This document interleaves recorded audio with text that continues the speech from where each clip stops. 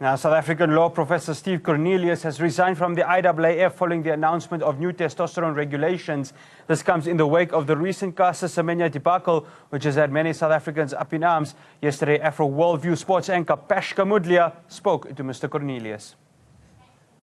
To put context to that, of course, this is the laws and tribunal that has passed the recent law with regarding to Caster Semenya and more specifically about testosterone levels. And this is, has this formed part of why you've considered it a human rights issue and perhaps even led to why you might have considered calling it today?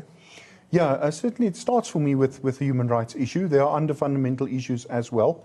I think from a legal point of view, I have a lot of questions that are not answered.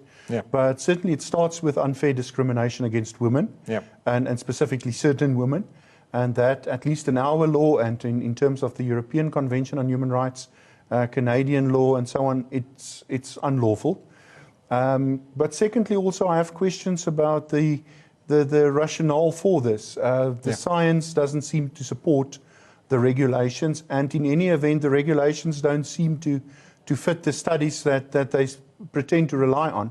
So from that point of view, I just felt that the process was inappropriate, and that I certainly couldn't see myself being part of that process.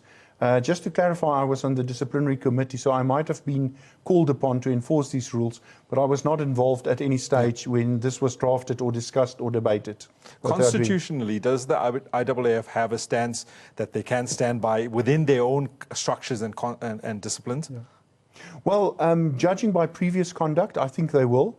Yeah. I think they will try to stand their ground at the moment. Yeah. In a sense, they've also painted themselves in the corner now, because they've come up with these regulations. They've publicly indicated on their website what their justifications are, and now they are being exposed as, you know, giving inaccurate information, and also that the research they base this on is questionable.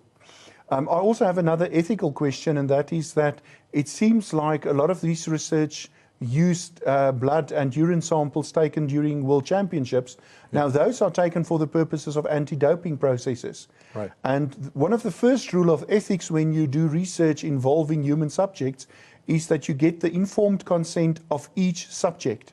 And I'd like to see, I've never seen that any one of them have been counseled and have been approached to give proper informed consent. And that, to me, is a big ethical question about the value of the research as well.